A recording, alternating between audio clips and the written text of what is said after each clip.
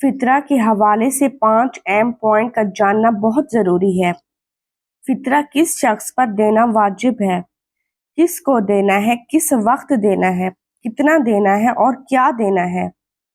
اگر یہ 5 سوالات کے جوابات واضح ہو جائیں تو فطرہ کے مسائل ایک حد تک واضح ہو جاتے ہیں۔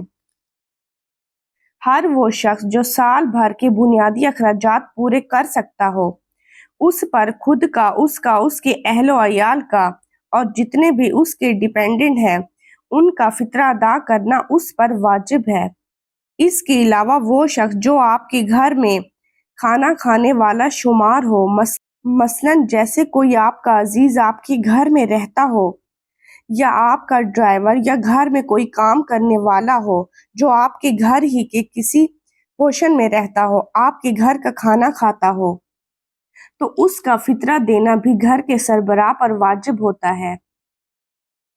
فطرہ مستحق کو دینا ہے، ضرورت مند کو دینا ہے۔ مستحق کیا ہے؟ جو اپنے گھر کے سال بھر کے بنیادی اخراجات پورے نہ کر سکتا ہو، جو اپنی اور اپنے اہل و عیال کے بنیادی ضروریات پورا کرنے کی صلاحیت نہ رکھتا ہو، اور یہ بھی ہے کہ ضرورت مند رشتہ داروں کو دوسروں پر پریورٹی دی جائے، کیونکہ صلہ رحمی کے حوالے سے بھی ان کا خیال کرنا بھی آپ کا اخلاقی فریضہ ہے۔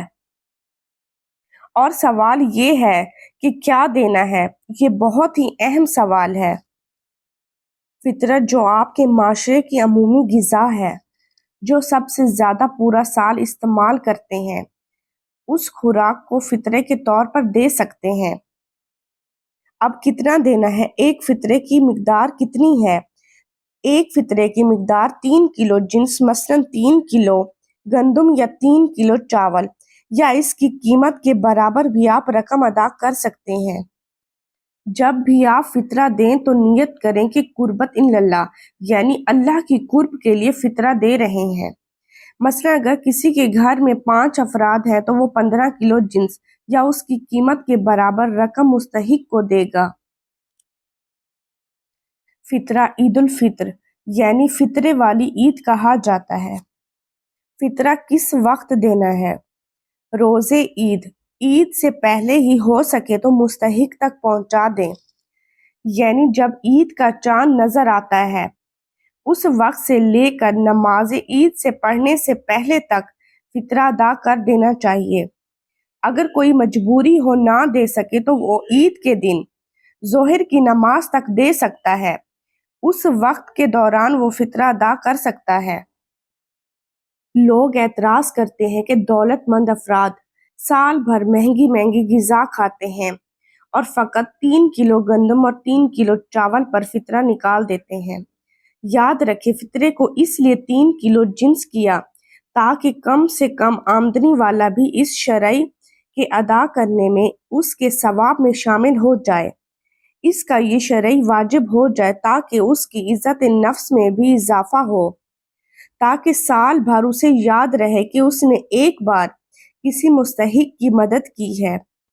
دیکھیں، جیسے شریعت میں فطرے کا بتایا گیا ہے، اس پر اعتراض کرنے کے بجائے اس بات کو سمجھیں کہ جیسے فطرے کا کہا گیا ہے اسے ویسے ادا کر دیا جائے، اور جو دولت مند افراد ہیں ان پر اخلاقی فریضہ ہے وہ اپنے مستحق رشتہ داروں اور دیگر مستحق کی پورے سال مدد کریں، ان کی بنیادی ضروریات کو پورا کریں۔ امام علی علیہ السلام فرماتے ہیں کہ پروردگار نے مالداروں کے اموال میں غریبوں کے رزق کو قرار دیا ہے۔ پروردگار قرآن مجید میں خود ارشاد فرماتے ہیں کہ ان کے مال میں مستحق ماننے والوں اور نہ ماننے والوں دونوں کا حق ہے۔ نہ ماننے والوں سے کیا مراد ہے؟ کہ ایسا مستحق جو دروازے پر آ کر سوال نہیں کرتا، یعنی ہمیں خود مستحق کے پاس جانا ہے اور اس کی ضروریات کو پورا کرنا ہے، نہ کہ کسی مستحق کو اپنے دروازے کے اوپر بلانا ہے۔ تو معاشرے میں اللہ نے جن کو صاحب حیثیت بنایا ہے ان کو فقط فطرہ ہی نہیں بلکہ پورے سال غریبوں کی مدد کرنی چاہیے۔ یہ ارشاد قرآن مجید میں، یہ جو حق ہے یہ واجب زکوٰۃ فطرہ سے الگ ہے، اس آیت کے ذیل میں امام باقر علیہ السلام اور امام جعفر صادق علیہ السلام ارشاد فرماتے ہیں کہ یہ وہ حق ہے جو ہمارے اوپر پورا سال غریبوں کا رہتا ہے، چاہے کم دیں یا زیادہ دیں، جتنی بھی توفیق ہو، پورے سال میں اس فرض کو ادا کرنے کی کوشش کریں۔